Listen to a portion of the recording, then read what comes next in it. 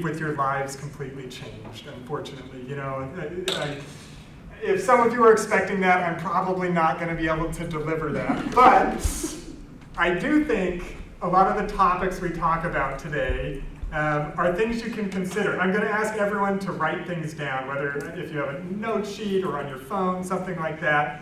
Because there's a lot of questions we'll ask. We'll hear from other people how they, like note-taking strategies, that kind of thing. But the goal is to provide you with a lot of different ideas that you can take and then apply in your personal context. Because we all have different opportunities for learning, different ways we prefer to learn. And we all have different contexts where we're applying what we learn. And so your context is unique. And hopefully today you'll feel not only excitement to go and learn, but also feel you're equipped with some different strategies or ways of thinking about your personal learning. As was mentioned, I am the father of three. Lincoln, he's 6, Lucy's 4, and Shelly is our daughter, she's 3 months old. And I am an absolute ed tech nerd. So on my desk sits this like shrine to the Oregon Trail video game for those who may be familiar with it. Love Legos and love riding my bike. Rode my bike to the front runner today because there's such great access down here in Provo now. Professionally, I've worked with these organizations. Family Search several years back, I was working as an instructional designer. That work led me to get interested in the instructional psychology and technology program. Dev Mountain, here at BYU, I worked with the CTL for a time. WGU Labs, they're associated with Western Governors University. And then currently I'm at Prenda. They run and operate micro schools, and the idea is empowering kids to love lifelong learning, that kind of thing. So definitely a subject area I love working in. And while all that's nice, the real reason I was invited to present today is things like this. As Matt mentioned, I obsess about lifelong learning and tracking my personal learning, doing little personal experiments. So for example, I read the book, The First 20 Hours. I don't know if I'd recommend the book. I'd recommend the TED Talk, that's really good, but the book it gets way in depth on some very specific examples. But I took the concepts in this book and I wanted to apply them. So my family loves disc golf, but as you saw, I have 3 kids. I can't get out nearly as often as my parents and my brother do, but I'm not going to let my mom consistently beat me at disc golf. And so I got a little basket in our backyard and I designed a little study, personal learning experiment where I took and applied the concepts from this book to improve my disc golf putting. It works like regular golf, but you're throwing frisbees in a basket. So that's the kind of thing I like to do with my time. I've started a tradition of each year compiling data I've gathered on my personal learning, the books I've read, podcasts, that kind of thing, and just creating a blog post where I reflect on how my learning was that year, not just content consumption, but experiences I had, that type of thing. And so throughout this, I'll be drawing on all the random little data I collect on my personal learning. Now, we're here at a university. This isn't like the level of rigor that's going to be published in anything, but I do love it because it helps me reflect on my personal learning. And while I'm not going to say go out and start tracking everything you can, it's a little excessive.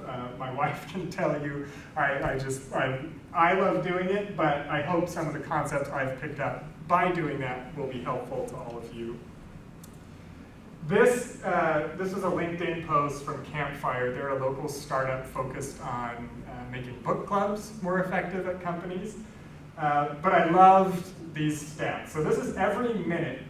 Bloggers post 4,000 new articles. Netflix users stream over 400,000 hours of video. Instagram users post 350,000 stories. YouTubers upload 500 hours of video. And Spotify adds 28 tracks to its music library. So we're living in this remarkable time. On our devices, in our pockets, we have more access to more information than ever before in human history. I mean, almost every minute. Now, the quality of that information is not always, worth seeking after, but it's incredible how much information is available for us to consume. And contrast that with this, a poster I recently put on my wall. My wife calls it my death poster. But for every week of my life, there's a box. And every week I go through this process of, like, each Sunday, I write a little journal entry, I choose a photo from that week that I put in an album, and then I fill in my little square for that week. And, it's no secret that we do have a limited time, and if our hope was just to aimlessly consume content, you might get some value out of that, but you probably won't, just because of how much there is. So today we're going to talk a lot about how do we prioritize and spend the time we spend learning effectively, and learning the things that are aligned with our goals. For those who are curious, this goes up to 88 years. There was a 100-year option, and I forgot to click that when checking out. So just like that, I've lopped 12 years off my life. I wanted to start, just to get to know some of the folks here, by asking this question. What do you want to learn? I'd love to hear, obviously, things you want to learn today in this session, but also just what are some of those random things you've always wanted to learn that you haven't before? Or what are some of those things you're planning to learn that will be coming up soon? Let's just see, raise your hands, and feel free to write some of these down, because as we go through today's session, we're going to be talking a lot about how you can prep yourself to better learn those things.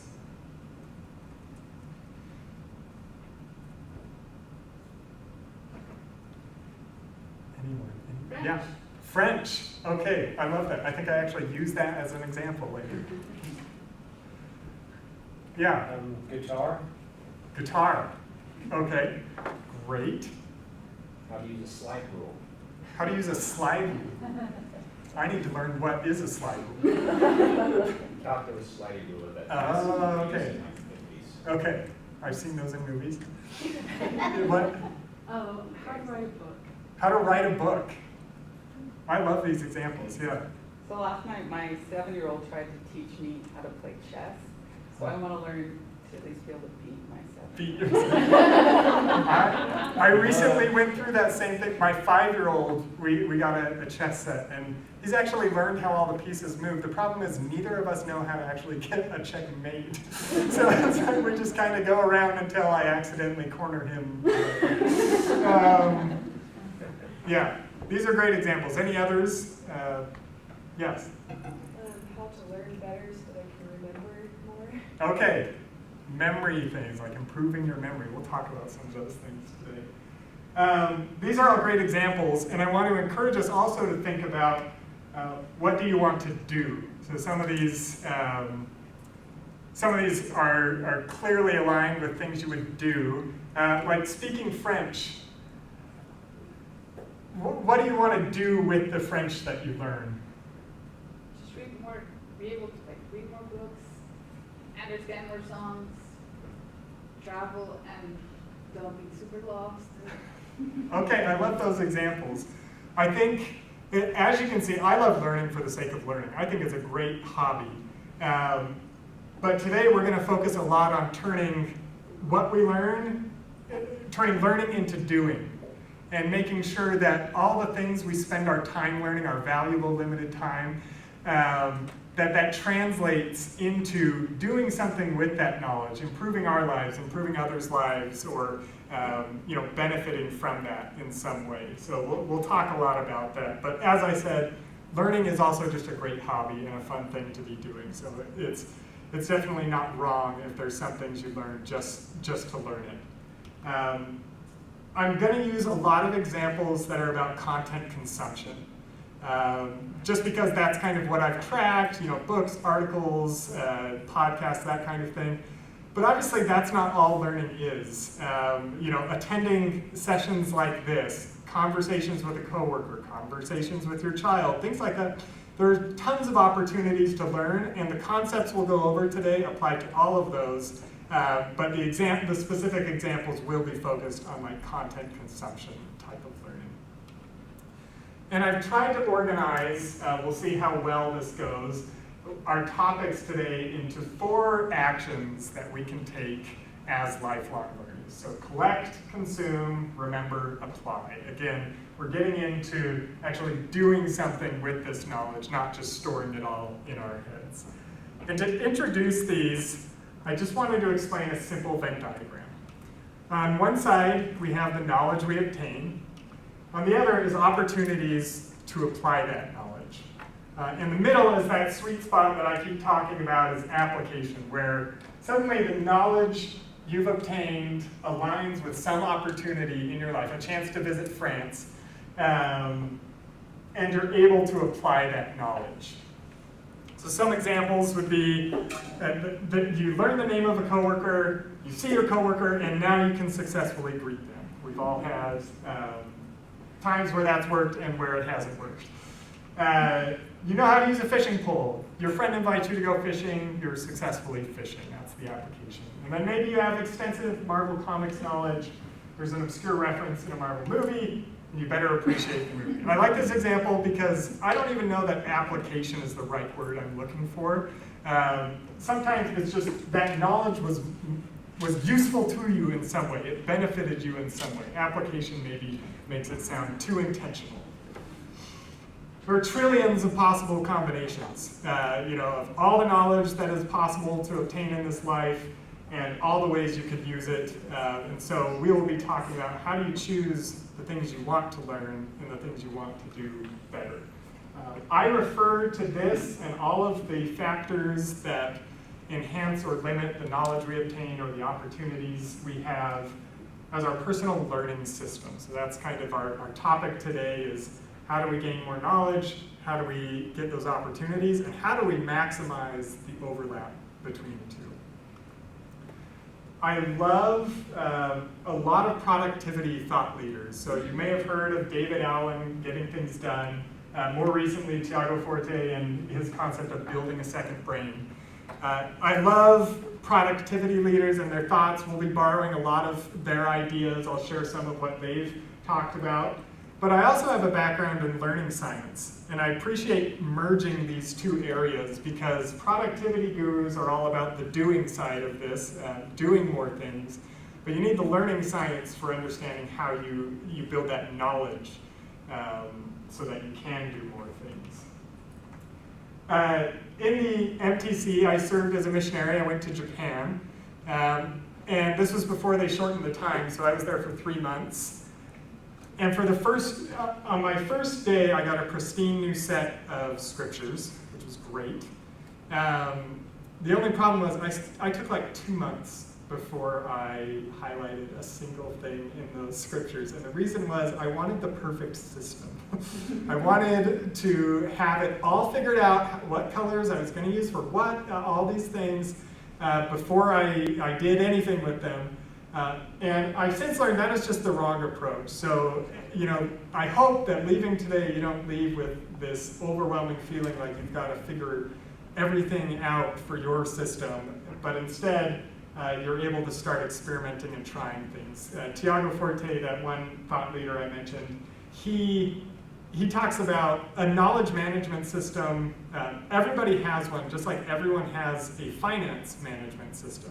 It just might not be very good or intentional. And so it's the same way. We all are learning. We're all, maybe we take notes, that kind of thing, and hopefully we can iterate and improve on those. So that first area is collect. Who or what decides what you learn? I wanted to invite everyone, and you might be able to scan this QR code if you've got a phone. The mini URL they gave, I'm noticing just now, is not very mini. If you hold your phone up just on your camera, you should be able to do that. This survey, it's just one question. Who or what decides what you learn? And on that survey, I'll show in a second once folks have had a chance to look at that, it just prompts enter one answer at a time. So either one word or one phrase at a time. We're going to make a word cloud out of people's responses that we'll look at. So you can resubmit the survey over and over for each answer. But everyone just think about who or what decides what you learn, what you spend your time learning.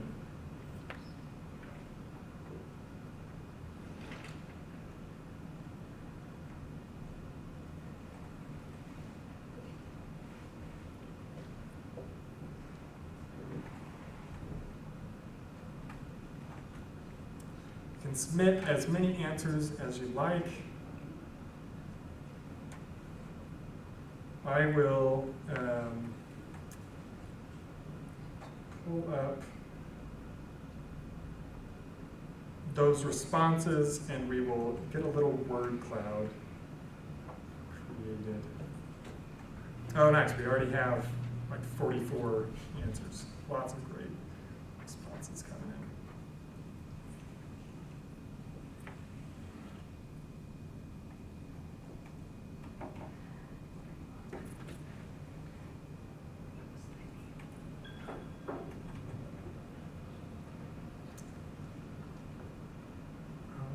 Okay, give you just another second here.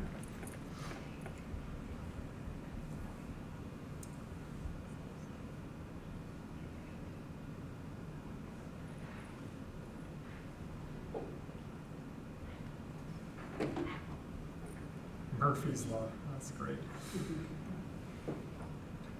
Okay, let me share my screen. Hopefully our projectors didn't go to sleep there.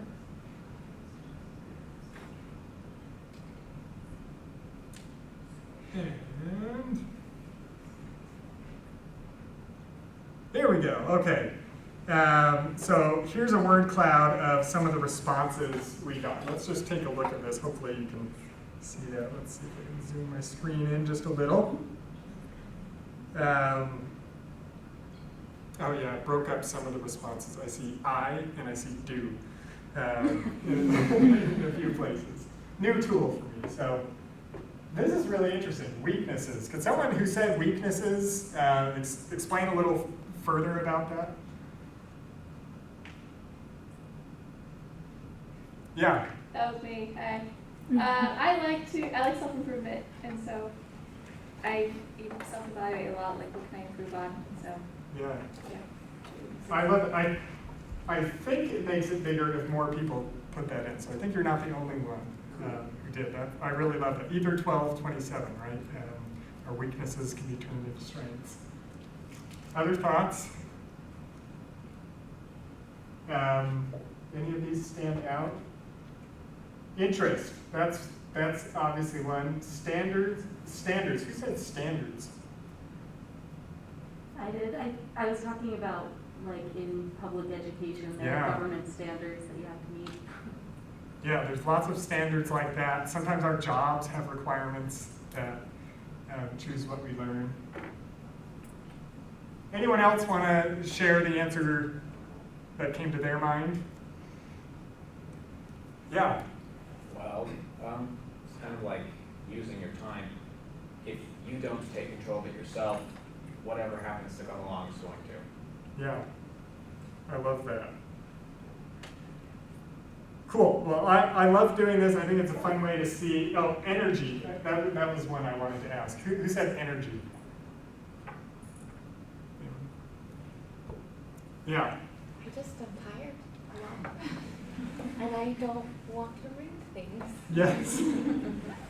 I think that one, more and more, energy and motivation, more and more, those are becoming the barriers that we have to manage and learn how to use, because there's tons of content. Often you can get it for free. It's just, how do you keep yourself motivated, especially when you've got so many other things going on in life? I love these responses. Let's dive back in here. This was a video I watched, something I learned recently. Not because I was interested in it, not because of any of these aspirational things, but because there was a need, in our house. But what's interesting is 9.5 million other people have the same need. So there's a lot of things that drive us to the sources we use or that we rely on. You think about social media has become the way a lot of us find the articles that we spend time reading. Who controls what gets presented there? We have some control. You can curate who you follow, that type of thing, but there's also algorithms and things. So it's interesting to think about who's really determining what I am now spending my time learning. YouTube, this was the #1 search result, so I ended up watching this versus perhaps some of the other videos. Money and time are big limitations on us that determine what opportunities we even consider. Sometimes there is better ways to learn something, but we just don't have the money or time to access that thing. And so there are ways that we can overcome those. For example, when I was last year tracking the books I read, I'll use some examples from this. It's appropriate, we're at a library. The majority of my books were borrowed from a library. That was one way I reduced the barrier cost had on my learning. Others were, my work will purchase books for us, or I borrowed them. And then there was my wife and I, part of our monthly budget is budgeting for learning, for things like getting a book, so that's not the barrier. I'd love it if it was only my motivation and my time that were the barriers that way. I'd love everyone to, you can either write down or pull up the details of the most recent book you completed. Whether it's an audiobook, ebook, that kind of thing. I guess it would work to do an online article too. Just everyone think of the most recent book you completed. And I wanted to hear some examples of, one, what is the book? And then, how in the world did you end up with that book? Like, how did you first learn about it? Did somebody recommend it to you? How did you end up with that book? What influences led to you reading that? Does anyone want to share? Yeah. The last one I finished is Everything Sad is Untrue. Everything sad is untrue. Okay, what led to that? How did you even know that? I get to see a lot of the new books that come down that have been requested, and Oh, nice. it came across my desk, and I started looking through it and decided I needed to read it, so I did. That's great. Sometimes there's just like that serendipitous exposure to an opportunity to learn. Other examples? Yeah. I just finished Insights from a Prophet's Life, Russell and Nelson's Okay. biography. And the reason I have it is because my mom gave me the CDs. Okay. And I had an opportunity to be driving a lot, so Yeah.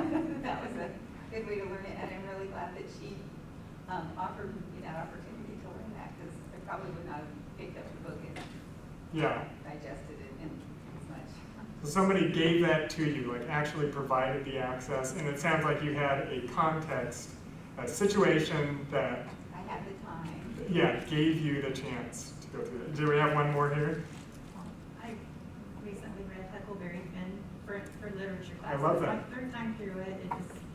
It was neat. I could see a lot more, probably because my professors had, Okay, so this was part of a class. Was this like a requirement to read this specific book, or okay, great. So there's lots of things that influence the inputs of the content we have in our life. I love this picture. It's from a collection called A 19th Century Vision. What did I say? A 19th Century Vision of the Year 2000. This was, late 1800s, early 1900s. There's a collection of great drawings like this. This was the one for school.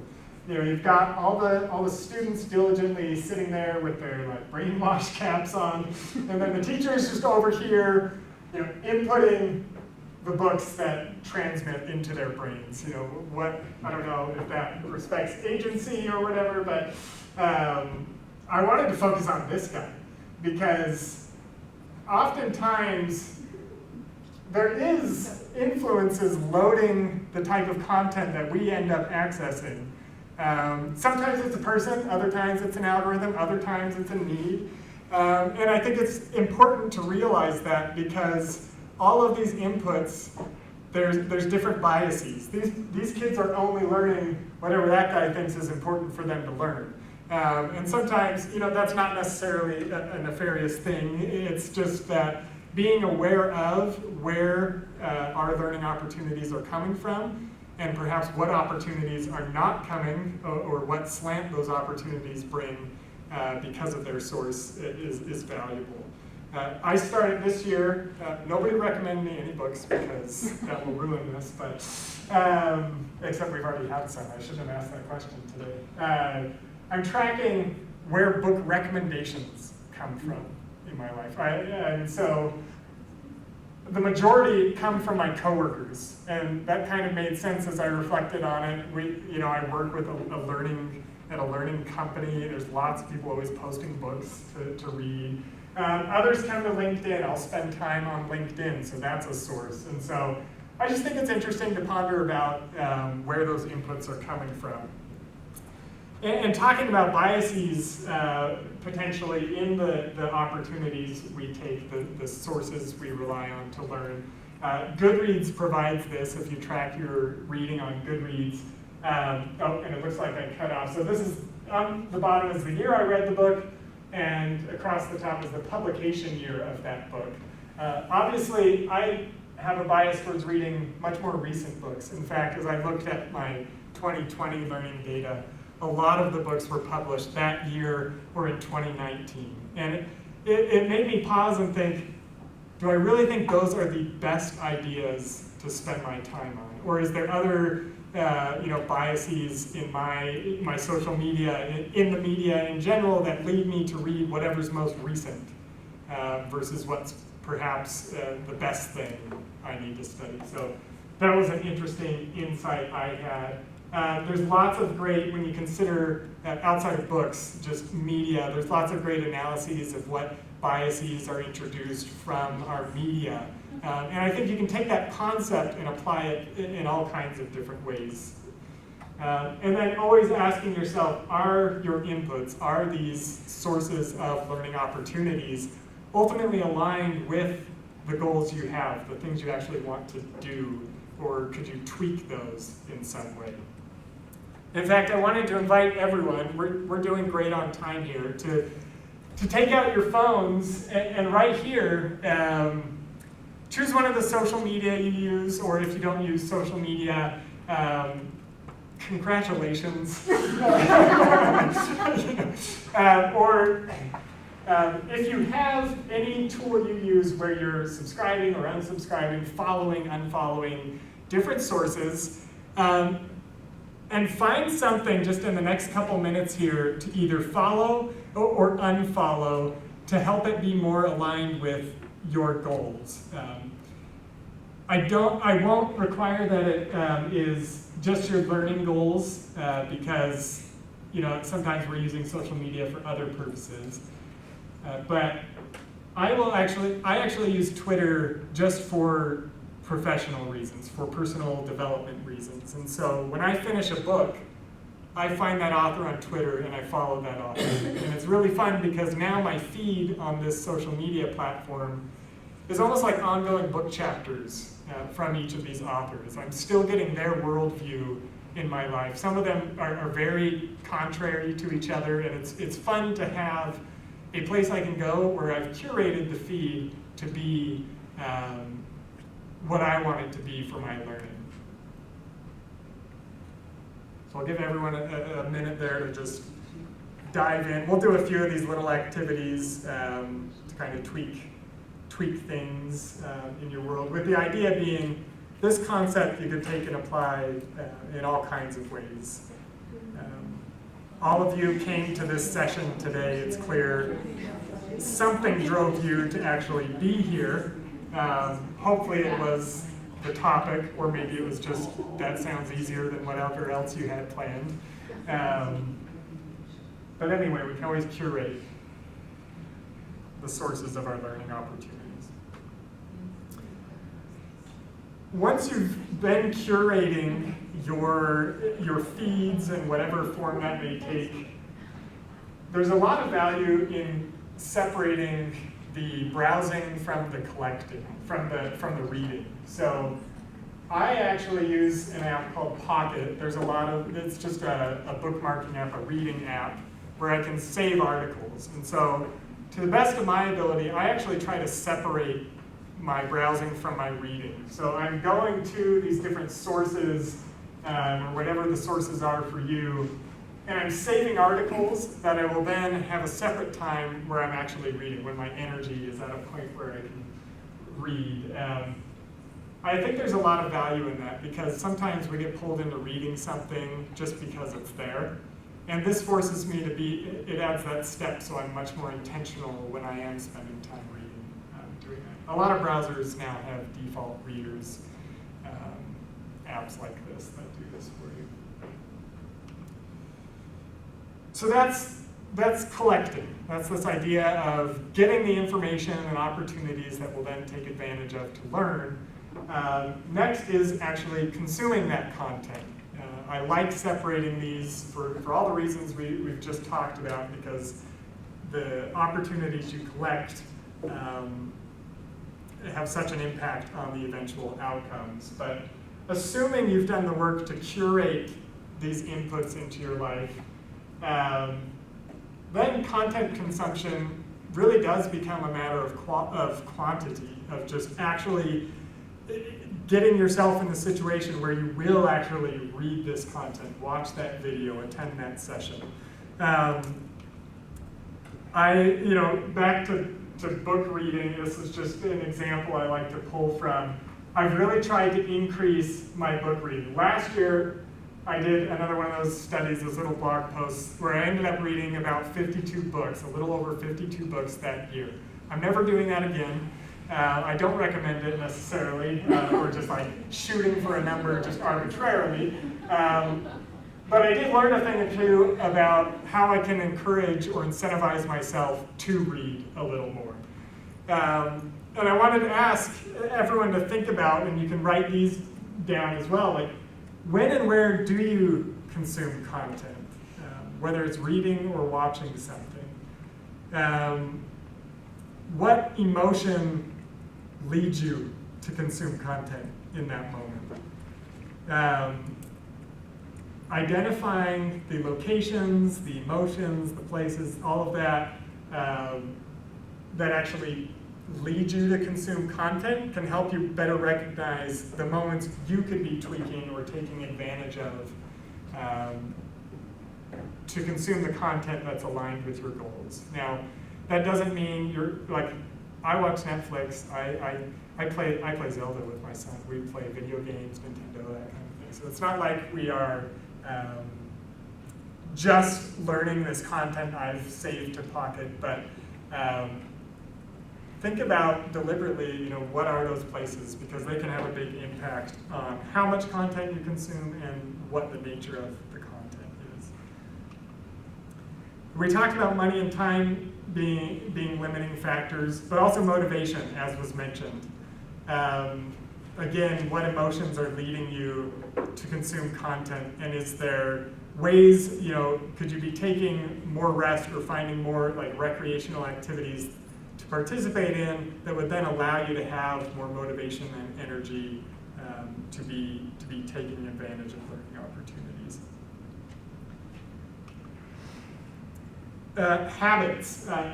So I did the psychology program here at BYU. I had Dr. Miller. If anyone else had him as a professor, you may have met Sniffy the rat.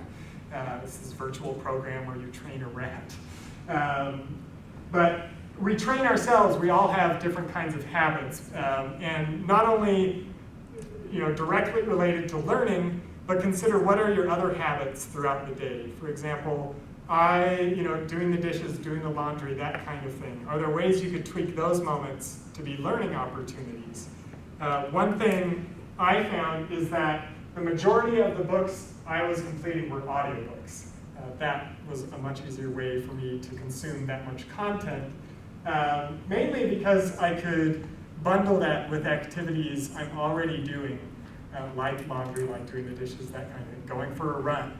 Are there ways, the medium you use to study or to consume content could be utilized, or is there mediums you haven't tried yet? I got a convenient set of headphones. That was probably my best investment in terms of learning tools. Was just a comfortable headphones that I could use as I'm going around the house doing things. Are there any questions about what we've covered so far? I realize we've just been flying through and wanted to pause and check to see if anyone has questions.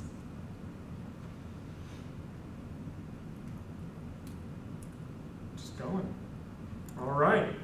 That's good because we've got tons of things we can talk about. How do your physical spaces help or hinder your ability to learn? That year I was trying to read so much. We had recently bought a new home, and so we got a bench on the front porch. There's a bench in the backyard, some chairs in our room. It's amazing how little tweaks to your environment like that can encourage you to learn more. It's the same for your workplace. Does your workplace have places either designated or just clearly available for people to engage in learning, that type of thing? That company Campfire that I quoted at the beginning, they talk about, does your company have a bookshelf? Do you have, you all have bookshelves. Things like that tweak your environment, that remind you could spend time learning. Are there other things you could do to make your learning more convenient? So I bought a Kindle that year, and it was interesting as I tracked the number of ebooks I read.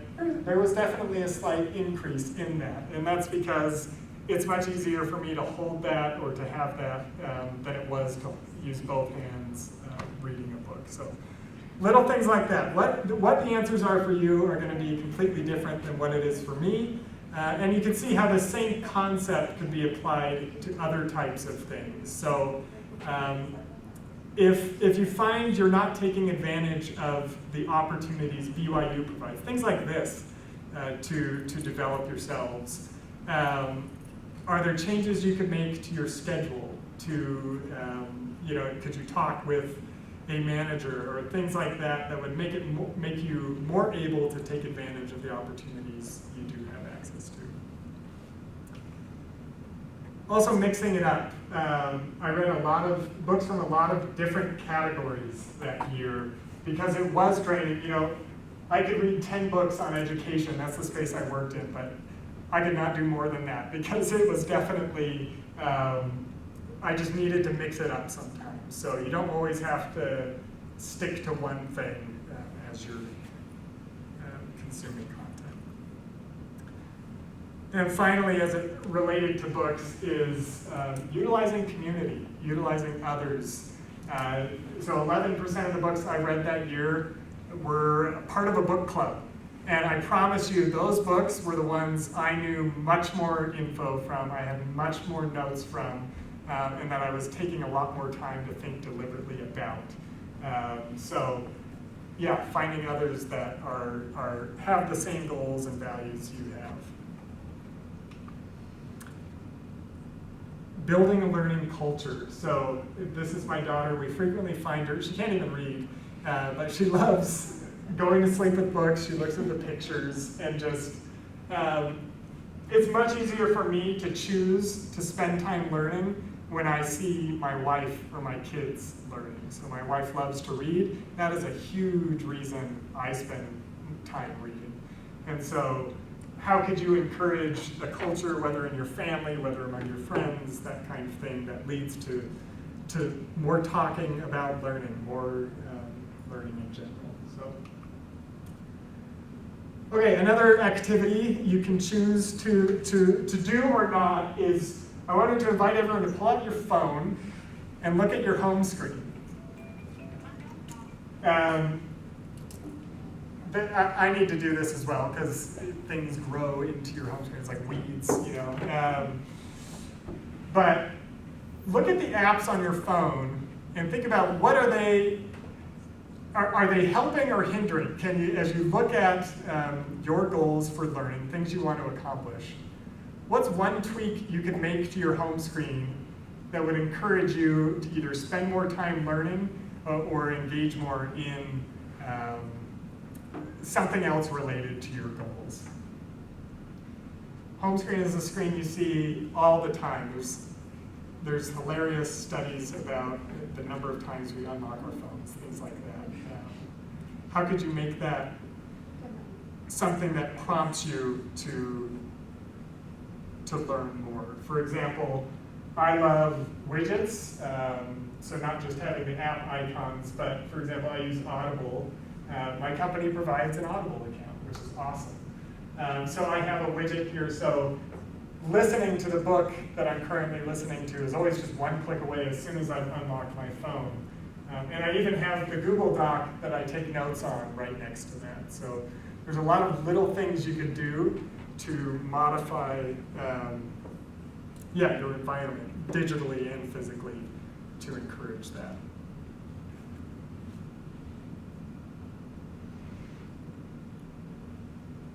Out of curiosity, does anyone want to share a tweak they made to their phone? Is there anything?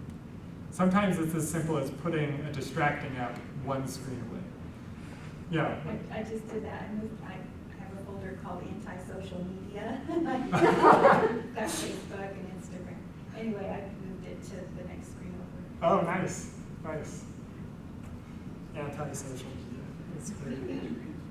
Anyone else want to share a tweak you thought of? Yeah, Matt. Yeah, I have stuff like Pocket and other things that I often forget to do. So now I'm making a row of just like my ideal go-to like learn stuff, Yeah. as opposed to just like going on YouTube or something. Right. Which is, I guess, is also a place to learn. Yes, yes. I love that. So why is content consumption not enough? Any thoughts on that? Why is lifelong learning not just getting as much articles read, as many books as possible read? My mistake, like you could be reading 10 books, forget about it. Yeah. Very fast. Forget about it fast. Yeah, exactly. We forget. In fact, here's where the French example comes in. So again, we've got our personal learning system. Let's say we learn French, and now we have an opportunity to visit Paris. Great, because there's a lot of knowledge I've obtained that I can now apply. But let's say you learned French 10 years ago. And so this circle that once was very big has now shrunk to the point that by the time you go to Paris, you don't have the knowledge you once did, and you're not able to apply that. So that circle's always shrinking. That's a natural part of who we are as humans. There's well documented this idea of a forgetting curve.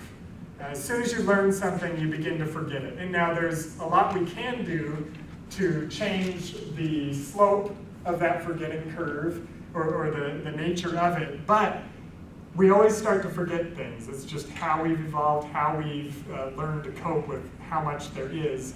And that may have been great for our ancestors centuries ago, but it's kind of limiting in the era of information when there's so much we would like to remember, perhaps. And so that's where our third step comes in, this idea of remembering.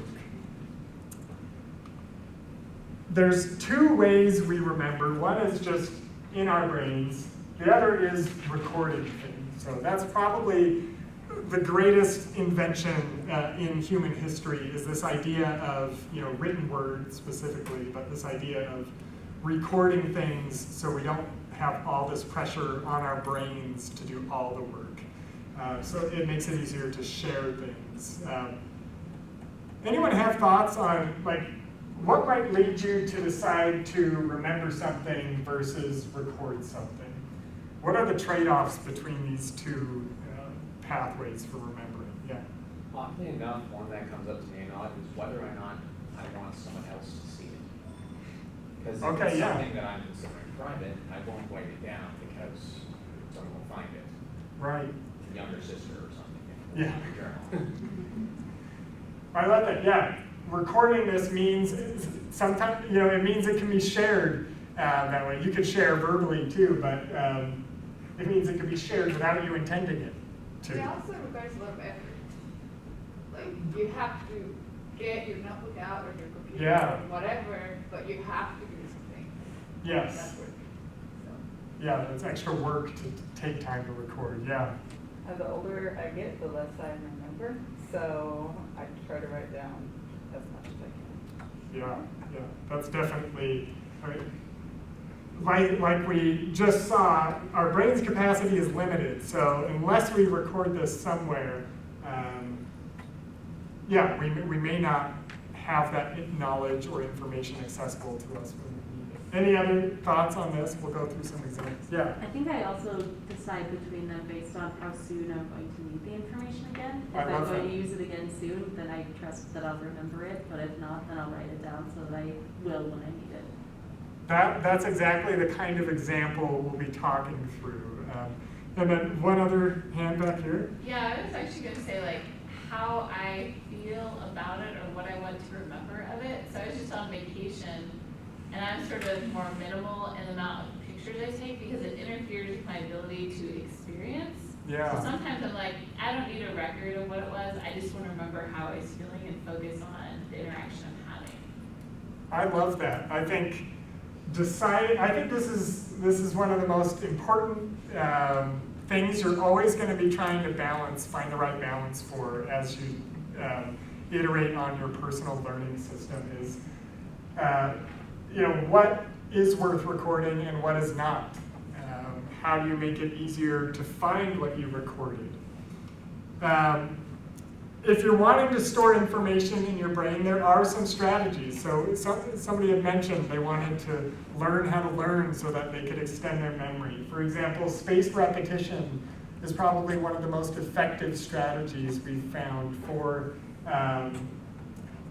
extending your memory of something. And so these are those forgetting curves as we looked at earlier. But the idea is every time you review it, it's like restarting that forgetting curve. And as you notice, what they found through these studies is you actually change the slope of that forgetting to where if you have reviewed it more often, and ideally just before you would have forgotten it, which that can be tricky to schedule, but then your memory of that is extended. And so our brain's default approach to memory is just chance. It's just, I learned a thing. If opportunities in life cause me to remember that thing, if I see someone and remember their name, then I'll keep remembering it. If I don't, I'll forget it. And so there's actually tools, which I'll show in a second here, that can help you be more intentional about recalling things that you learned previously so that you don't forget them. One of the tools I use is called Anki. I have a blog post if this is an interesting concept to you and you really want to dive into the weeds. Anki is essentially a flashcard app. And so as I read books, as I take notes and things like this, I'll star things or actually use a checkbox so that I check it off once I've added it to Anki. But it's a flashcard app, and every day I review the flashcards that are due that day. And when you look at the answer, you have a chance to respond with, again, it was hard to recall, it was good to recall, it was easy to recall. And based on how easy that was for you to recall, it will schedule it to be reviewed again further out or closer to you. So if you completely miss it, it will have you do it again that day. This particular card, if I got it right, would have me review it again in 10 months. So just a fun tool. There's a lot of different tools out there. Remembering things, you can find a way to help people remember things permanently. There'd be a lot of money to be made because there's a lot of people who want to improve that. Another principle I follow with that is in my note-taking, in the review questions I create in my notes, trying to write it in a way that I would actually recall that information. So I'm a learning designer by training, and so, you know, what are Malcolm Knowles' 6 adult learning principles? That might be a question on a quiz, but as a designer, when I'm practically applying this information, I might actually be thinking, explain 3 or 4 principles that apply to design for adult learners. I'm not looking for, and in the answer I may cite Malcolm Knowles there, but so aligning the way you practice recalling that with the way you would actually recall that. Another way, if we think of that Venn diagram, all those blue circles, is connecting what you're learning to things you already know.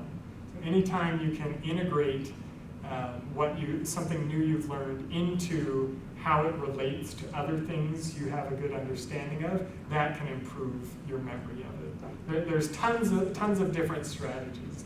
Learning things right before you go to sleep will actually improve your memory of those things. Lots of interesting things you can study about how learning science work and how we improve our memories. Questions about these topics? Is everyone going to go out and make flashcards now?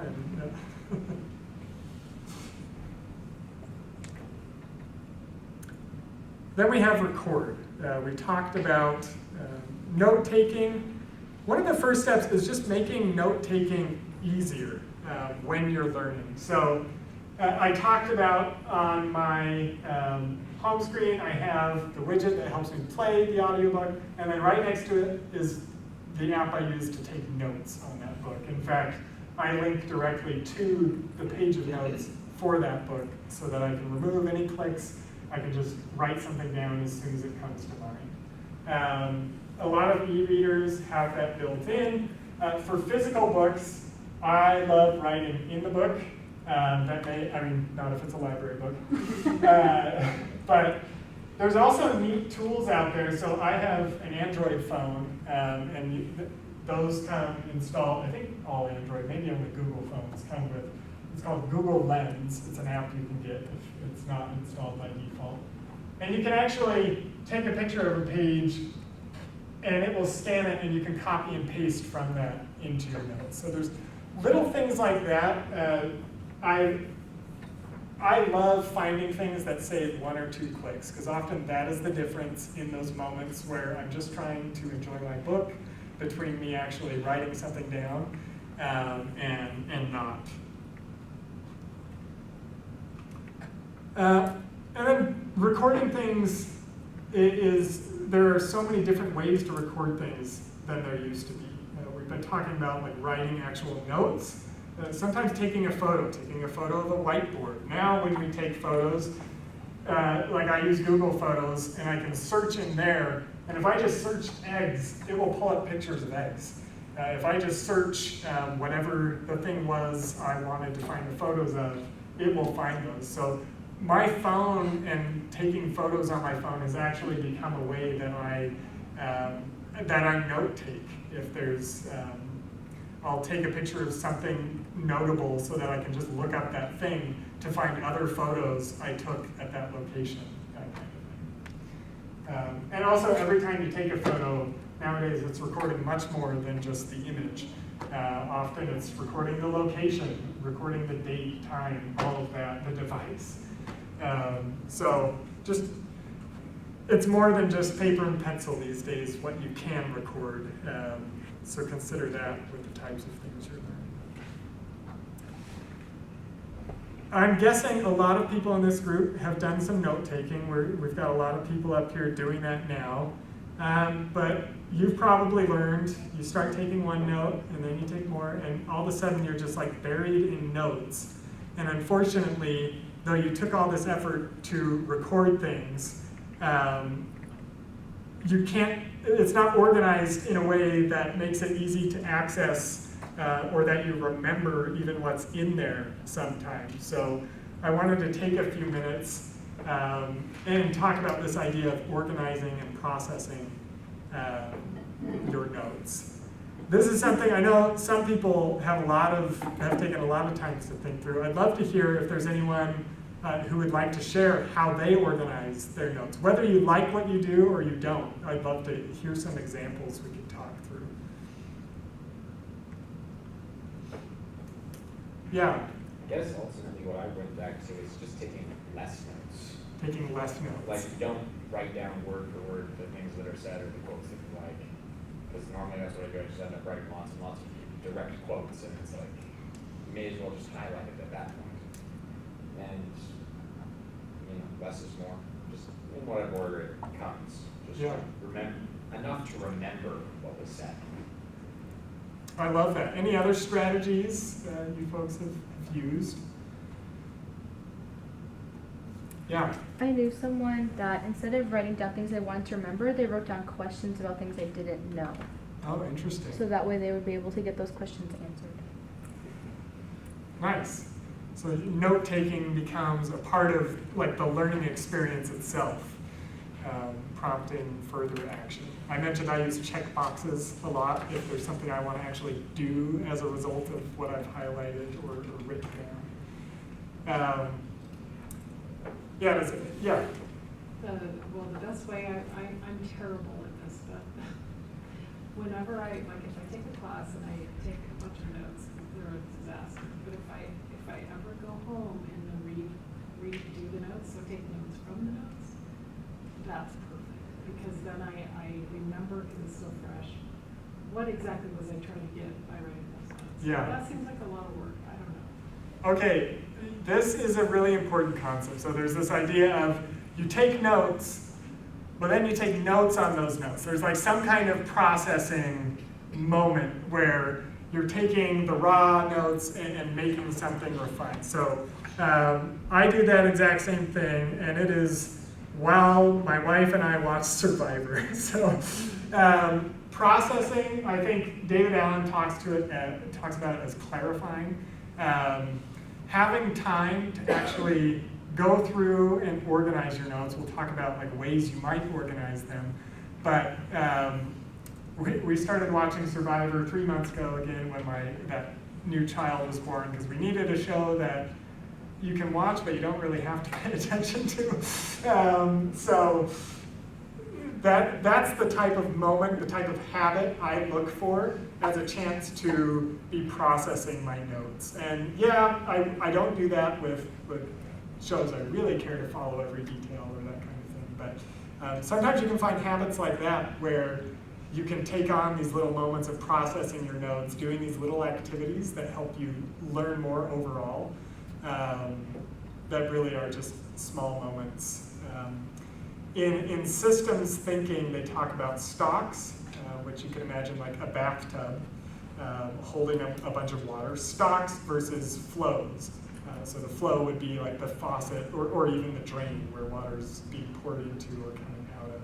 And when people talk about lifelong learning, they contrast these. They talk about, often our approach in the past has been building your stock of knowledge, your stock of information. So go to 4 years of college, build up a stock, and that will serve you forevermore, right? And increasingly, the world's changing, and more it's going to be more important to be able to identify and pull knowledge from the right flows than simply building up knowledge about one thing. And so they'll both matter. I really think it will always need, one of the most effective ways will always be building that base of information. But the more and more we make our habits and systems flexible to enabling us to just pull from flows of information when it's needed versus trying to stock up on it in advance, I think there will be more and more reasons to do that.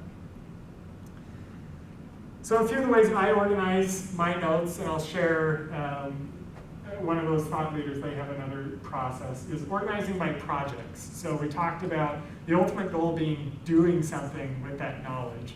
It's great when you have an idea in advance of what you want to do with that knowledge. So I mentioned I write a blog. Whenever I probably have like 100 blog drafts, which range from like a couple sentences to, tons of content that I've just copied and pasted things as ideas have come up or written little notes. And the idea is, as those little drafts in my notes build up, it becomes much easier to then one day take those kind of disorganized notes and create something out of it relatively quickly versus starting from scarcity and having to create that all at once. Tiago Forte mentioned the example of planning a wedding. He got married recently, and the actual planning for it took relatively little time because he and his fiance had in little moments already been saving things they wanted for their wedding, like colors, decorations, all that kind of stuff. And so suddenly the actual project itself of planning and getting this ready was much faster because they had been saving and storing that in an aligned category. Searchable. So I know we have a lot of handwritten notes here. I love handwriting notes as well. But considering how do you make that then searchable? Photos are an interesting thing there. Could you take a photo of your notes?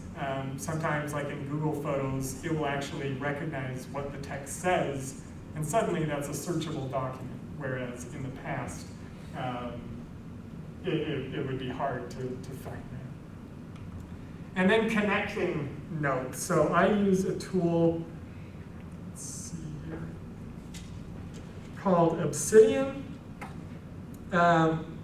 It looks fancy. I don't actually use this page for much other than talking about this concept, but basically you can backlink to notes. So I don't use this page, but what I do use is, so this is a book I read, and it was connected to all kinds of other topics. So as I'm going through pulling quotes from this book, looks like this one I exported from Kindle, I will tag it with things like online versus face-to-face learning. Again, I work in education technology, blog post. So here's a concept from that book that I was just like, that would apply to this blog post I might write someday. And so it's just a way of tagging things so that they get connected.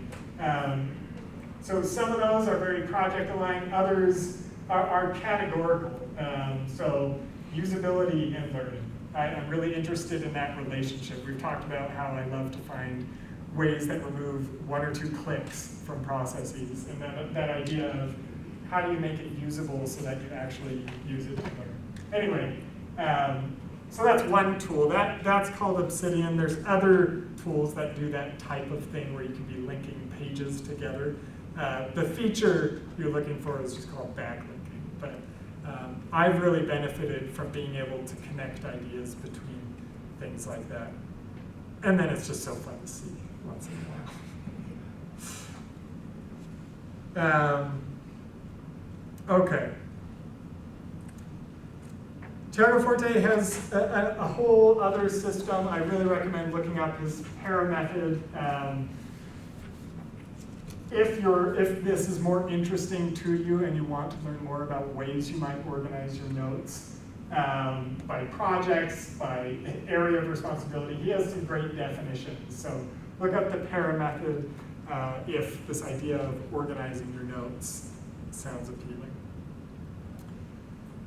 We'll just skip this, but an activity I invite you to do is, a lot of us have taken notes, whether it's an app on our phone or in our notepads, and just look through your notes and start to get an idea of what categories of notes, what are the types of notes you take.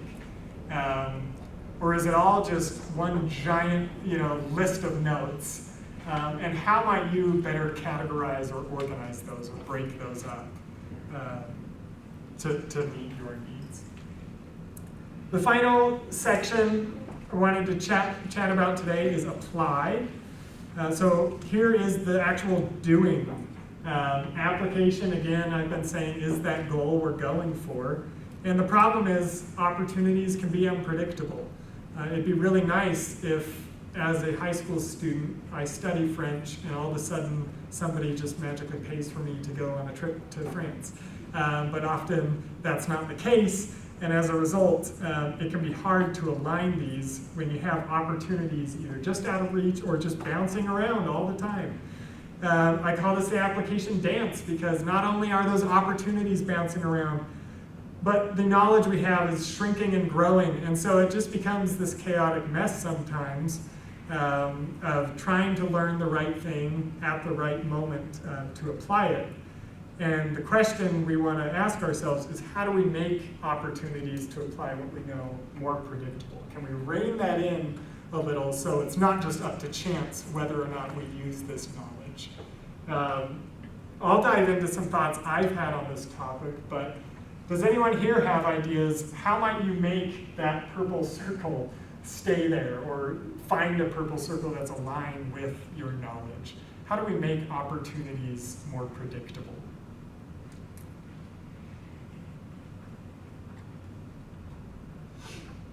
Yeah. I guess one is with the content we consume. If you sign up for like I guess it's a professional organization, they send out a newsletter with, look at this this new conference, look at this thing. We have opportunities, we have new jobs, we want people to hire. You know, so you just get a stream of these things, and they're usually within a decently specific field. Yeah, considering the opportunities beforehand. I went through Boy Scouts. My favorite merit badge, that's an example, is like the underwater basket weaving merit badge. It's just like, I love it as a hobby, but it's just this great example of like obscure knowledge that I have never ever come remotely close to using again. And maybe there were other things I could have learned. You know, it was a fun thing to do. But other thoughts? How do you make opportunities more predictable? Yeah. You can plan and choose and find those opportunities for yourself. Like if you discover a hobby, you can find a group of people who also are interested in that to be able to do the hobby more often, you know. Community is such a powerful thing. That's one thing, one piece of lifelong learning. I think I talk about it here that we haven't really covered, that I think is so important to lifelong learning today if you want to actually apply and do something with your knowledge, is finding other people who are doing that same thing. I was listening to an NPR podcast last night, and they were talking about local news and how local news has really suffered in modern times, and with social media, it's fading away. But at the same time, you're more likely to have read the same thing as someone on the other side of the country who shares your same ideology than you are to have read something the same as someone who lives in your same geography, this idea. And so I think there's obviously negative consequences to that, but one of the neat things that same concept provides is it's really easy nowadays to find people who are interested in the same good things as you, the same hobbies, the same, just anything you're learning, you can find others who are learning the same thing. So yes, one of those ideas is like pulling that blue circle over, making sure our learning is aligned with the actual opportunities that we have available. There may be other ways this could apply to you, but I work as a product manager currently, and these are just the names of some regular meetings I have. So a daily stand-up, we meet 15 minutes every morning as a team. A sprint planning, it's a bi-weekly meeting we have. And so doing little things so that the notes I take can be right where I would actually apply that knowledge is a helpful thing to do.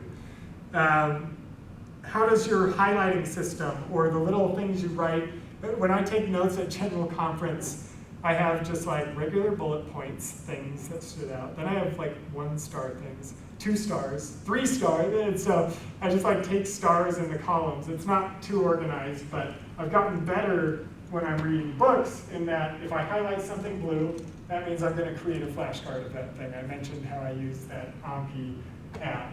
If it's green, that's a source or an example I want to look up and learn more. Red is something I want to share, either on LinkedIn or with my coworkers.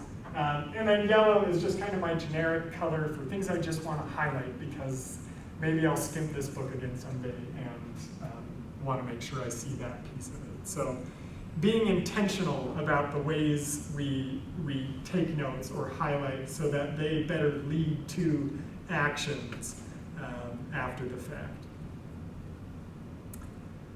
Another option is creating opportunities. So, pulling those opportunities or just building an opportunity right where your knowledge is at.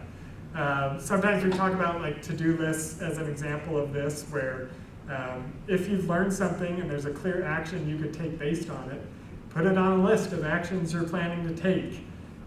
Something odd, well, I did this when I used Outlook, was I never worked on weekends, so there was just an empty column there. And I found it was useful to take to-dos I had and create an event for them about the length of time I thought it would take to do that item.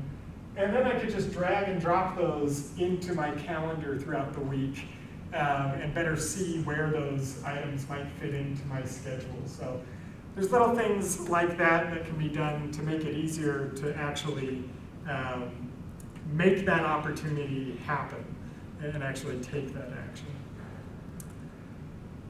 Another thing on this is just action-aligned lists. So the nature of the information you're learning may have a way that's better to store it than just writing it down like you might other information. So, for example, if I learn of a place I want to visit someday, I don't just save that on a long bullet point list, but my wife and I you can make custom Google calendars. And so we'll save the places in a format that makes it easier to process and make plans for, so that if I plan a trip to New York, I can be looking at these other things I've marked in that area that we might like to actually act on and go see. The same for Goodreads. You can save books that you may want to either buy or access someday, and it has features to help you do that. Kind of like a shopping cart. If you might buy something, you can save it in your shopping cart. Or the example I shared earlier of like the Pocket Reading app, saving it to a place I can use it later.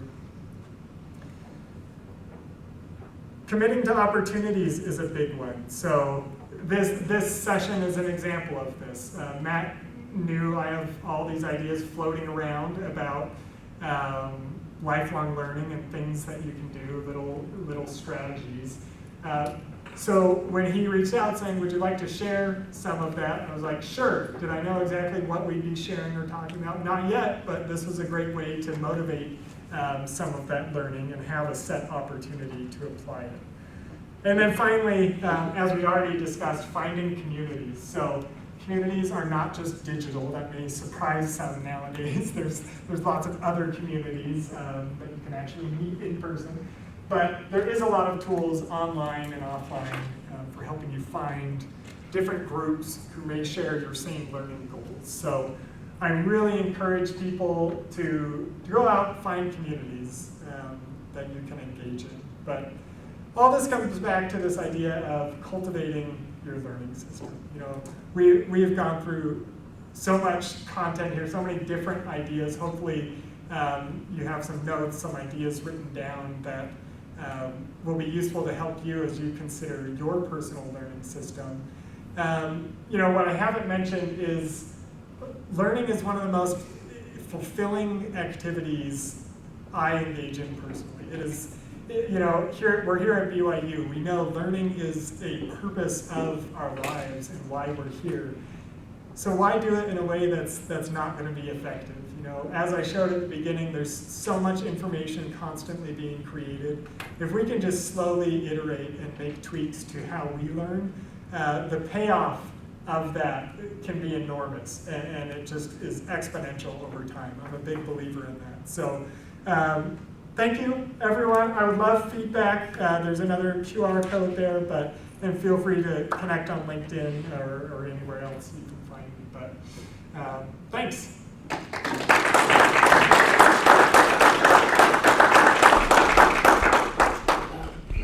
Thank you, Kyle, so much. We have about 10 minutes for questions, and then we'll close out. So, any questions that you want to ask before we head out?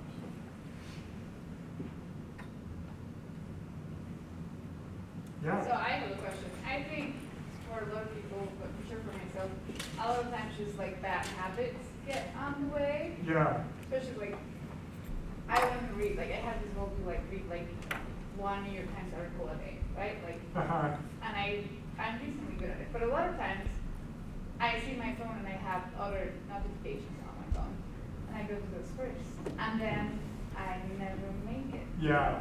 My news article.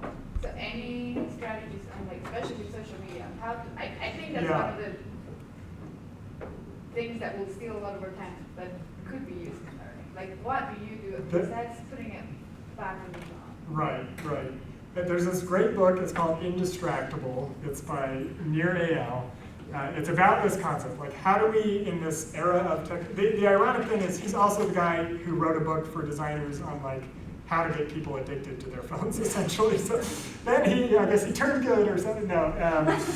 He also wrote this book about how do you stay indistractable in this era of distractions. And one of the stats he pointed out in that book is 2/3 of people don't adjust their notification settings at all, which is really interesting because notifications that come to our phone, those aren't just like natural things. There's algorithms and people who have planned to take your attention in that moment you can think of. And so something I do is be very intentional about what notifications I allow. His recommendation is never allow a notification unless it's from another human being, like directly. So that's one tip he has. And so if my hope was to read one New York Times article a day, I imagine they have a feature or a newsletter that is meant to serve that. And so maybe it's a matter of pruning back some of the other notifications and just having that one from New York Times. Yeah, I get their notifications Okay. Yes. Yeah. That's a really good question. Other thoughts or questions? Yeah. I just wanted to mention a technique that I've been trying about note taking because I'm a horrible note taker. I just write tons of notes and never look at it. So now I started, and I'm not very tech savvy, so I just created a PowerPoint slide, but I enlarged it so the dimensions are super big. And then if I write some notes down, I can take a picture of it with my camera and I can then move it into that page. And I put it, if it's a project, then I can put all those notes together and I can type stuff in and you can put images or photos or whatever it might be. Yeah. And that's been pretty helpful to sort of group things together in a way that I can go back and actually use again. I love that idea. I love any of those examples where people find just this unique combination of technology and habits that works for them. Any other questions or ideas? Another thing that I do with my phone that is kind of good, I have this box called the dailies. So it's a couple of things I like to do daily, like New York Times or Duolingo, scriptures, they're all on that box. So I try to, at the end of the day, there's this one thing that I do at the end of the day that is on that little box, and usually I'm like, oh, I did all the daily things today, great. I love that. Habit stacking is another concept where if you want to form a new habit, doing it right after something you already have a habit of doing, so maybe when you brush your teeth or right after you brush your teeth is when you read the New York Times article, that kind of thing has been proven to be an effective way to build new habits. Also, some of those chairs I sit in at my house, I can't sit there without thinking, reaching for a book or that kind of thing, little things like that. Awesome. Yeah. So when you're reading your books, I found a lot of, especially those business kind of, productivity books, I found them to be fairly repetitive. Seems like they're just telling you one small thing, but they've got the whole book, right? Yeah. So do you have any techniques of going through that kind of, other material that's not as important? Really good question. So something I didn't mention is when I committed to read 52 books, one reason I don't recommend doing that is because suddenly you've committed to finishing books that might not be worth finishing. And so sometimes, some of the strategies I've heard recommended around that, I read this book called How to Read Books. I don't recommend that book. That's one of those ones that has a lot of things, but not much to say. But one idea I did like is like skimming a book, making sure, reading the back, reading reviews of a book before diving in, that can help you as you start going through it determine, is this going anywhere, is this not? I always, when I finish a book, but also I've started doing, before I start, I'll go to Goodreads and see the positive and the negative things. I found that just helps me keep a more open mind as well about the concepts being taught, because as a reader, it's really easy to just kind of get sucked into whatever this author's worldview is, or however they're framing the information. Yeah. I was just going to say, a lot of those books that do have a lot of words but not a lot to say, Yeah. you will find in the reviews someone who summed up the main points. Yes, that's a great tip. Yeah, that's so true. My Yeah. question's kind of the opposite of Teresa's first question. How do you, how do I say this? How do you manage it so that this doesn't take over your life? You know what I mean? How are you not just reading all the time and Right. taking notes and transferring and Yeah. all of the things? Yeah, I had a friend say something like, my shower has become the only time of day now that is not like taken over by some kind of media. Mm-hmm. And I had just listened to a podcast while I was taking my shower that morning. And so I think those who are familiar with the gospel, there's a lot about prioritization too. And I think things like realizing me pushing through 52 books that year taught me what I don't want to do. And that, like I said, content consumption is never the ultimate goal. And so for me, it's been reprioritizing on the things I want to do with this information that has been most helpful. Because then I'm prioritizing experiences and things like that versus just reading one more book. And as a result, I feel much happier with that balance in my life.